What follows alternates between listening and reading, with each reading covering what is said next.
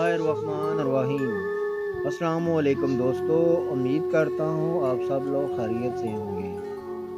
एक शख्स की शादी हुई तो बावजूद मालदार और साहब सरवत होने के बेगम के नान और नफ़क़ा के हवाले से बड़ी कंजूसी से काम लेता। खाने पीने के हवाले से मसरूफ़ को दाल के अलावा कोई और खाना सूझता ही नहीं था। खुद तो दाल पर गुजारा करता, साथ में बीवी को भी इसी एक सालन पर गुजारा करने पर मजबूर कर देता। तंग आकर जब कभी बीवी दाल के अलावा कुछ और सब्जी गोश्त लाने का कहती तो जवाबन बुरी तरह डांट डपट कर खामोश करवा देता और दाल के फ़वाइद गिनवाना शुरू कर देता।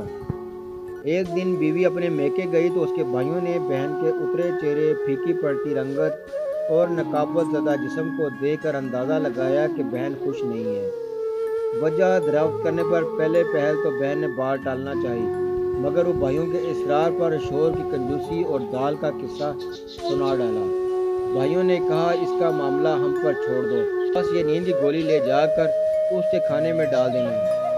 बहन ने वापस घर आकर शोहर के लिए उसकी मनपसंद डिश दाल बनाई और वो नींद की गोली उसके सालन में डालकर उसे खिला दी। अब शोहर जैसे ही नींद की गहरी वादियों में उतरा तो उस औरत के भाइयों ने आकर पहले उसे कफन में लपेटा, फिर उसकी चारपाई एक अंधेरे तारीक कमरे में ले गए। जैसे ही वो नींद की वादियों की सैर से वापस आया तो अपने आप को कफन में मनफूख पाकर समझा कि शायद उसकी मौत हो चुकी है। उसके इस गमान को यकीन में बदलने के लिए औरत के दो भाई दुनियावी मुनकर नकीर बनकर हाजिर हुए और सवालात का सिलसिला शुरू किया। मन रब्बों का, तेरा रब कौन है? बखीर, रब्बी अल्लाह। माँ दीनों का, तेरा दीन कौन सा है? दीन इस्लाम। तेरा नबी कौन है? मोहम्मद सल्लल्लाहु अलैहि वसल्लम। जब इन तीन सवालों के जवाब दे चुका तो एक चौथा सवाल दागा गया, दुनिया में खाना क्या खाते थे? अब की बार जवाब दिया, मैंने दाल के अलावा कोई खाना चखा ही नहीं था।